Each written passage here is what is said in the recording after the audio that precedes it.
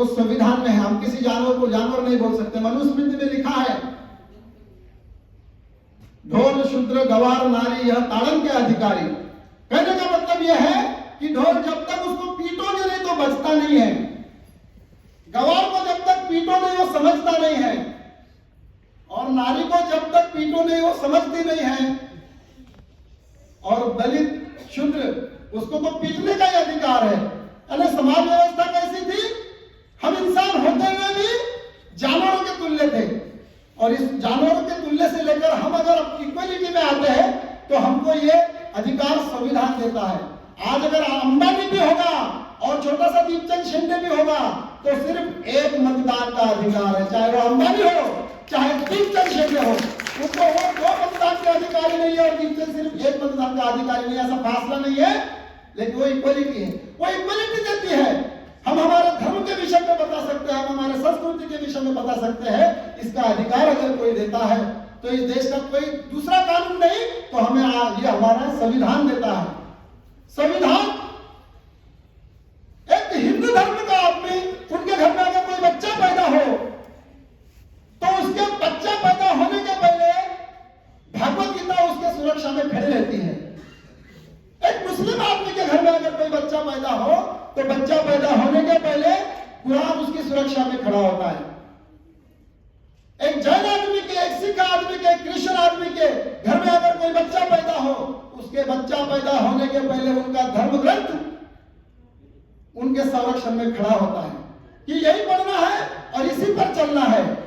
लेकिन भारत देश का कोई भी बच्चा किसी भी धर्म का हो, किसी भी जाति का हो, किसी भी पंथ का हो, वो बच्चा पैदा होगा तब उसके लिए इस देश का संविधान सबसे पहला सुरक्षा कवच बना हुआ है।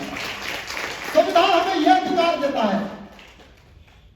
संविधान यही नहीं होता, अंधे को अंधा बोलना भी गुनाह है, यह करार अगर कोई देता है तो वो अवहेलना नहीं करना है, ये संविधान देता है। संविधान के विषय में बोलने वाले अभी बहुत है। मुझे 10 मिनट का समय दिया था, मैंने ज्यादा समय लिया होगा, मैं 2 मिनट और लूंगा। हमने इस संविधान के सभा के लिए आज मुझे जो बुलाया और इस तरह का मुझे बोलने के लिए अवसर दिया, उसके लिए मैं आयोजकों का, विशेषकर धारगावी जी का, लांडगे जी का और विश्वासराव पाटिल का और यहाँ उपस्थित टीम का मैं शुक्रिया अदा करूंगा। और इस देश का संविधान निरंतर लागू हो ऐसा अपेक्षा करता हूं, क्योंकि जो हमें अधिकार दिया है, एक दलित आदमी जो मंदिर में जा नहीं सकता था, प्रतिष्ठान में जा नहीं सकता था, वो आदमी आज चमार जाति की दुकान अगर लगती है फूलों की, वहां से एक पंडित पूजा का सामान लेके जाता है।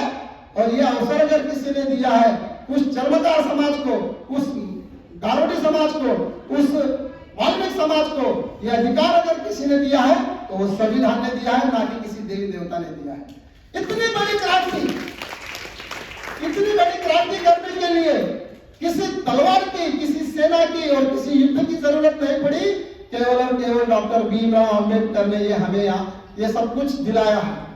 आज 75वां वर्ष इस संविधान का शुरू है। ये संविधान 10 वर्ष के लिए था और वो 10 वर्ष ऐसे थे कि जो लोग, जो समाज, जो समुदाय, जो पंथ पिछड़े हैं उनको इक्वलिटी में लाना है और इक्वलिटी में लाने के बाद में उस आरक्षण को खत्म किया जाएगा, ऐसा संविधान में लिखा है। लेकिन जो चुनकर हमारे प्रतिनिधि जाते हैं वो हमारे समाज के साथ में ईमानदारी से अगर पेश आते हैं तो वो हो सकता था, ऐसा नहीं हुआ। और जब तक एक वाल्मीकि समाज का आदमी, एक चमार समाज का आदमी, एक गारोडी समाज का आदमी, एक मातंग समाज का आदमी अगर ब्राह्मण के लेवल का जब तक आएगा नहीं, उसकी आर्थिक स्थिति, उसकी सांस्कृतिक स्थिति, उसकी शैक्षणिक स्थिति ये जब तक इक्वल आएगी नहीं, तब तक ये संविधान निरंतर चलता रहेगा। और आज जो हम आरटीआई के माध्यम से, आरटीई के माध्यम से जो बच्चों को आरक्षण से शिक्षा दे रहे हैं ना, वो डॉक्टर बाबा साहब अम्बेडकर ने 1949 और उसके पहले ही संविधान में नमूद कर दिया है कि कोई 14 साल का भी बच्चा हो और कभी स्कूल में नहीं गया हो तो प्रिंसिपल को यह अधिकार दिया हुआ है कि वो पहली कक्षा से लेकर 5वीं कक्षा तक उस बच्चे को, बगैर पढ़े बच्चे को भी एडमिशन दे और उसे निरक्षर और उसको अनपढ़ ना रखे।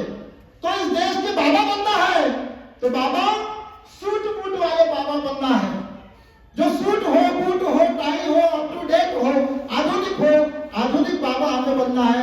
इतना बोलूंगा, अपने शब्दों को विराम दूंगा। मैं वाणी को यहाँ विराम देता हूँ और सभी से रजा लेता हूँ। जय हिंद, जय भारत, जय संविधान।